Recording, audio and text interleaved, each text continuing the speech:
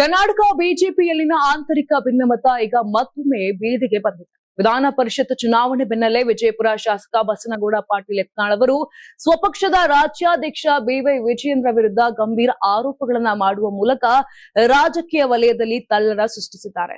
ಅತ್ಯಂತ ವ್ಯವಸ್ಥಿತವಾಗಿ ವಿಧಾನ ಪರಿಷತ್ ಚುನಾವಣೆಯಲ್ಲಿ ಕಾಂಗ್ರೆಸ್ ನಾಯಕ ಹಾಗೂ ಮುಖ್ಯಮಂತ್ರಿ ಡಿಕೆ ಶಿವಕುಮಾರ್ ಅವರಿಗೆ ಸಹಾಯ ಮಾಡುವ ಕೆಲಸವನ್ನ ವಿಜಯೇಂದ್ರ ಮಾಡಿದ್ದಾರೆ ಅಂತ ಯತ್ನಾಳ್ ನೇರವಾಗಿಯೇ ಹರಿಹಾಯ್ತಿದ್ದಾರೆ. ಇನ್ನು ಸುದ್ದಿಗಾರರೊಂದಿಗೆ ಮಾತನಾಡಿದ ಯತ್ನಾಳ್, ಡಿಕೆ ಶಿವಕುಮಾರ್ ಹೇಳಿದಂತೆ ಕೇಳುತ್ತಿದ್ದರೆ ನನ್ನ ಹಗರಣಗಳನ್ನ ಹೊರ ತೆಗೆಯುತ್ತಾರೆ ಎಂಬ ಭಯದಿಂದ ಬಿಜೆಪಿ ರಾಜ್ಯಾಧ್ಯಕ್ಷರು ಈ ರೀತಿ ನಾಚಿಕೆಗೇಡಿನ ಕೆಲಸ ಮಾಡಿದ್ದಾರೆ ಅಂತ ಆರೋಪಿಸಿದ್ದಾರೆ.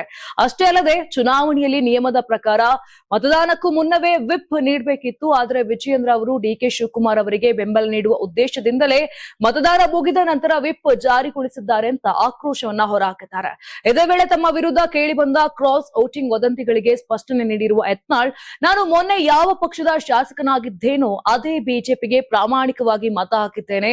ಇದರಿಂದ ಕೆಲವರ ಹೆದೆ ಒಡೆದಂತಾಗಿದೆ ಅಂತ ಹೇಳಿದ್ದಾರೆ. ಇನ್ನು ಕೆಲವು ಶಾಸಕರು ಕಾಂಗ್ರೆಸ್ನಿಂದ ಹಣ ಹಾಗೂ ಅಭಿವೃದ್ಧಿ ಅನುದಾನ ಸಿಗಬಹುದು ಅಂತ ಆಸೆ ಪಟ್ಟು ಮತ ಹಾಕಿದ್ದಾರೆ.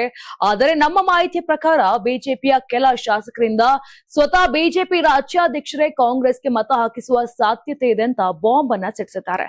ಇನ್ನು ವಿಜಯೇಂದ್ರ ಅವರ ಬೆಂಬಲಿಗರನ್ನ ಉದ್ದೇಶಿಸಿ ತೀಕ್ಷ್ಣ ಎಚ್ಚರಿಕೆ ನೀಡಿರುವ ಯತ್ನಾಳ್, ನನ್ನ ವೈಯಕ್ತಿಕ ವಿಚಾರ ಅಥವಾ ಕುಟುಂಬದ ಬಗ್ಗೆ ಕೆಟ್ಟದಾಗಿ ಮಾತನಾಡಿದ್ರೆ ನಿಮ್ಮ ಇಡೀ ಕುಟುಂಬದ ಹಿಸ್ಟರಿ ನನ್ನ ಬಳಿ ಇದೆ, ಸಾಮಾಜಿಕ ಜಾಲತಾಣದಲ್ಲಿ ಬಹಿರಂಗಪಡಿಸಬೇಕಾಗುತ್ತದೆ ಅಂತ ಖಡಕ್ ವಾರ್ನಿಂಗ್ ಕೂಡ ಕೊಟ್ಟಿದ್ದಾರೆ.